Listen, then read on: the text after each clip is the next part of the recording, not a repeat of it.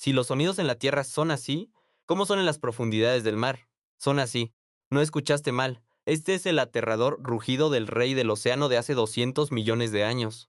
¿Creías que el cazador más aterrador de la Tierra era el T-Rex? Te equivocas. Si el T-Rex lo viera, solo haría una cosa, darse la media vuelta y salir corriendo por su vida.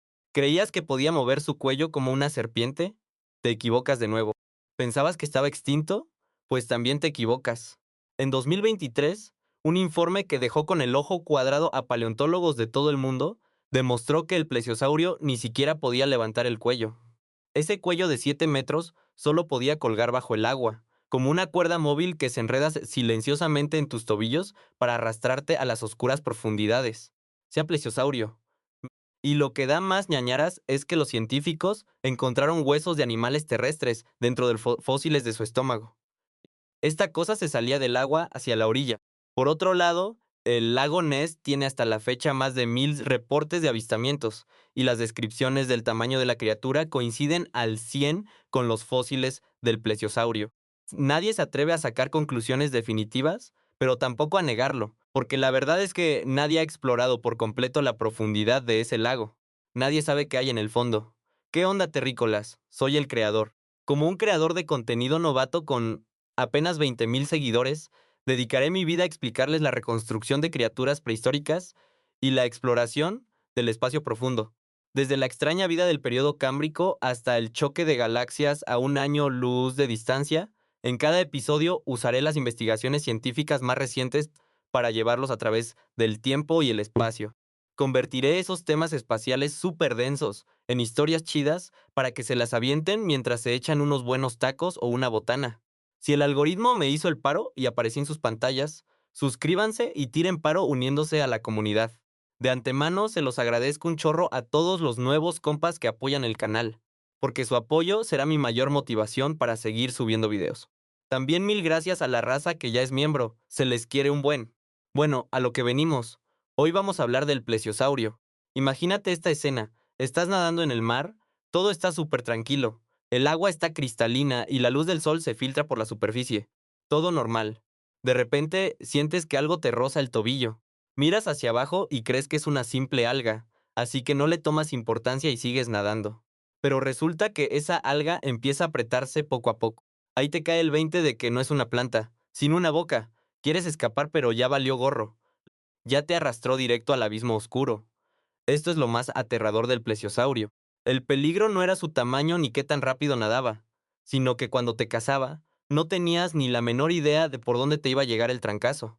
Su cuerpo podía estar escondido a 20 metros de ti en la oscuridad, quietecito y esperando a que su cuello de 7 metros hiciera el jale sucio. Pero ¿qué tan raro era este cuello? ¿Sabes cuántas vértebras cervicales tienen todos los mamíferos del planeta? Llámese humano, jirafa o ballena azul. 7 todos sin excepción tienen 7. Es una regla inquebrantable de la evolución que nadie puede cambiar. Sin embargo, el plesiosaurio se saltó las trancas y llegó a tener hasta 72 vértebras, 72 huesos ensartados que sostenían un cuello más largo que todo su cuerpo junto. Muchos creen que su cuello era tan flexible como una serpiente, capaz de girar 360 grados para enroscarse en su presa. Esa idea está muy padre, pero es una reverenda mentira. Los científicos hicieron una reconstrucción biomecánica súper detallada de las vértebras de su cuello. Los experimentos demostraron que, aunque su cuello sí podía moverse bastante de lado a lado, verticalmente casi no podía levantarse. O sea, no tenía esa postura elegante de cisne que todos nos imaginamos. Su cuello solo podía ir recto o colgar hacia abajo. Colgaba en el agua como una cuerda sin fin. Primero, vamos a aclarar un tema en el que todo mundo patina. ¿El plesiosaurio es un dinosaurio? No, quizás es el mayor mito que existe sobre él.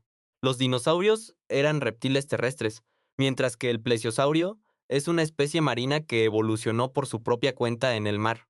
La relación entre ambos es como la que hay entre una ballena y un león. No le llamarías a la ballena el león del agua. Lo que te va a volar más la cabeza es la línea del tiempo. El poderoso T-Rex andaba por ahí hace unos 68 millones de años, mientras que el plesiosaurio ya andaba nadando hace 200 millones de años. En otras palabras, la primera vez que un T-Rex pisó la Tierra, el plesiosaurio ya llevaba unos 130 millones de años siendo el mero mero de los mares. Para él, el T-Rex era solo un chamaco novato con el que no tenía ninguna relación. Ni siquiera necesitaba conocerlo. Luego, Los científicos descubrieron un detalle que nos dejó a todos mudos. En la cavidad estomacal de los fósiles del plesiosaurio, no encontraron huesos de peces, sino un montón de pedazos de conchas, restos de cangrejos y rastros de moluscos del fondo marino. ¿Qué nos dice esto? Significa que la función principal de ese cuello, que a todos nos daba pavor, era literalmente arar la tierra. El compa bajaba su cuello de 7 metros hasta el fondo del mar, y usaba su cabeza como una retroexcavadora para hurgar comida en el lodo. Antes de que sus presas pudieran reaccionar, ya estaban bloqueadas por esa tremenda boca. Su cuerpo flotaba en la superficie y su cuello chambeaba en el fondo. Silencioso, súper eficiente y gastando cero energía. ¿A poco no se te pone la piel de gallina imaginándote esa escena? Pero no le bastaba solo con el cuello. El plesiosaurio desarrolló un sistema que dejó a los paleontólogos perplejos, y sin saber qué decir un buen rato después de leer el reporte. Los científicos hallaron en sus estómagos fosilizados cientos de piedras lisas y puliditas, como de río. No se las tragó por accidente, se las comió a propósito, una por una. En algunos ejemplares llegaron a contar más de 135 piedras en la panza. Si piensas que esto era para ayudar a su digestión, solo le atinaste a la mitad.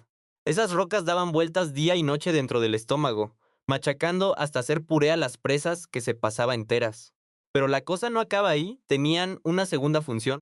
Cuando un buzo se sumerge, tiene que ponerse un traje con pesas de plomo para agarrar peso y vencer la flotabilidad.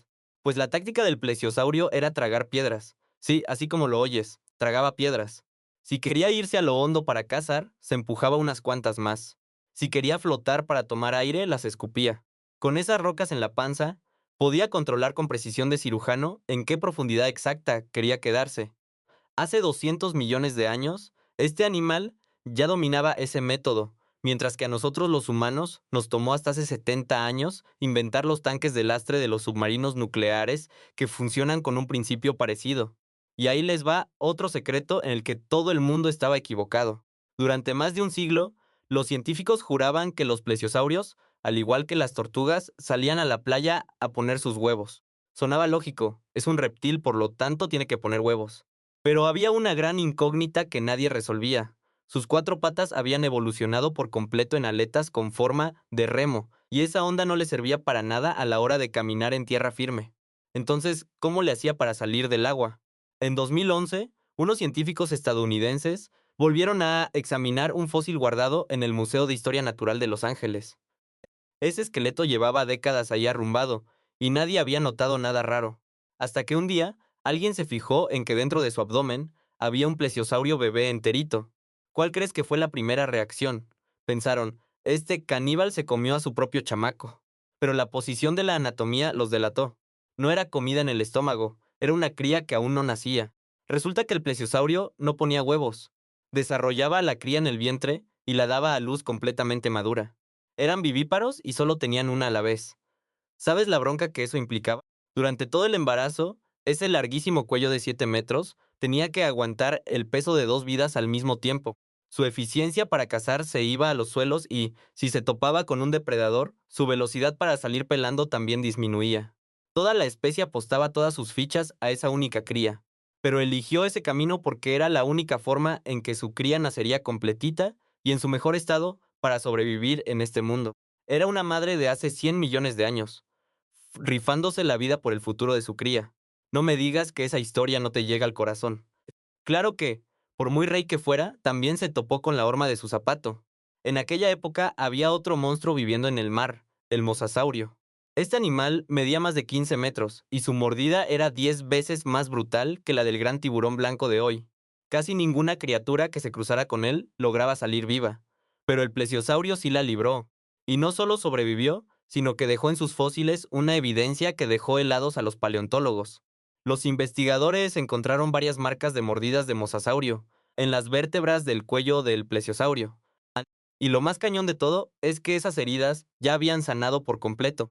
Los paleontólogos sospechan que cuando el mosasaurio se le dejaba ir, el plesiosaurio no huía. Usaba su cuello largo como un látigo y le metía un ramalazo directo a los ojos al mosasaurio. Dejaba su cuerpo escondido en aguas profundas para que el mosasaurio ni de chiste le tocara los órganos vitales. El mosasaurio, cuando mucho, le alcanzaba a arrancar un pedacito de la punta del cuello, y para el plesiosaurio eso era nomás un rasguño. Y así como si nada, seguía viviendo. Pero hasta las formas de vida más duras tienen su fecha de caducidad. Hace 66 millones de años, un asteroide de 10 kilómetros de diámetro rompió la atmósfera y fue a estrellarse justo en las costas del México actual. Los dinosaurios se extinguieron, los mosasaurios se extinguieron, y por supuesto el plesiosaurio también chupó faros. Pero su forma de morir fue mucho más gacha, cruel lo que te imaginas. No murió aplastado, no murió quemado, y ni siquiera murió de hambre. El polvo que levantó el impacto tapó la luz del sol. La superficie del mar se atascó de escombros en llamas y gases súper tóxicos. El problema es que el plesiosaurio era un animal que respiraba con pulmones, así que a fuerza tenía que subir a la superficie a tomar aire de forma regular. Cada cierto tiempo tenía que tomar una decisión fatal: subir y aspirar ese gas venenoso, o aguantarse la respiración esperando a que la superficie del mar volviera a la normalidad. Pero el mar nunca más volvió a ser normal. Ese infierno duró miles de años. Así fue como el emperador que reinó los océanos durante 160 millones de años se fue quedando sin aire, atrapado entre la esperanza y la desesperación absoluta. No fue derrotado por un rival, murió asfixiado y acorralado. Hay una diferencia abismal entre esas dos muertes. En una pierdes contra un enemigo, en la otra pierdes contra el destino. En 2021, unos científicos desenterraron del permafrost del Ártico un fósil de plesiosaurio que todavía guardaba los restos de su última cena en la panza. Eran solo 3 pescaditos. Antes de colgar los tenis, el compa seguía cazando. Seguía hundiendo su largo cuello en el fondo del océano para acercarse sigilosamente a sus presas. Seguía aferrándose a sobrevivir. Él no tenía idea de que el mundo allá afuera ya había valido sombrilla. Solo estaba haciendo lo que llevaba haciendo durante 160 millones de años, para luego hundirse poco a poco en el abismo. Ahora sí, vamos a platicar sobre lo que esta historia nos quiere enseñar de verdad. El plesiosaurio evolucionó hasta volverse una máquina biológica casi perfecta. Ese cuello increíble, tragar piedras para controlar su peso, su forma de reproducción jugándose la vida por sus crías, y ese sistema de flotabilidad que era más preciso que el de un submarino nuclear. En un mundo estable, todas esas eran armas invencibles. Gracias a eso, dominó el océano por 160 millones de años. Pero cuando cayó el asteroide, su entorno dio un vuelco total en cuestión de años. Y esas ventajas tan perronas se convirtieron en las cadenas que lo hundieron y de las que no pudo escapar. No poder respirar en aire tóxico fue su cadena. Tener solo una cría a la vez fue otra cadena. Y hasta el mismo cuello fue su perdición. Era demasiado largo y especial para adaptarse a un mundo que le había cambiado las reglas por completo. Hoy vamos a los museos. Vemos esas vértebras larguísimas de 7 metros, las piedras pulidas y el embrión que se quedó en la roca, y pensamos que solo estamos viendo a un animal extinto. Pero si le das pensada y cambias la perspectiva, en realidad estamos viendo un espejo. Hoy en día nosotros los humanos estamos llevando nuestra civilización a un límite extremo. Dependencia extrema de los combustibles fósiles, consumo salvaje de los recursos del planeta, metiendo cada centímetro del mar y de la tierra a nuestro sistema de producción. Calentamiento global, glaciares derritiéndose y un clima que se pone más extremo y loco cada año. Nosotros también estamos tirando nuestra apuesta para el futuro. El plesiosaurio apostó por 160 millones de años y al final perdió contra un asteroide que ni de chiste vio venir. En nuestro caso, el asteroide no viene volando del espacio. Está escondido en las decisiones que tomamos a diario. Con la extinción de toda su especie, el plesiosaurio nos dejó clarísimo un solo mensaje: la evolución jamás garantiza que serás eterno. Solo los que logran adaptarse a los trancazos del cambio tienen derecho a hablar del futuro. Soy el creador, no se olviden de seguirme. Acompáñenme a desmenuzar estas épicas y sangrientas historias de supervivencia y poder que quedaron selladas por el tiempo.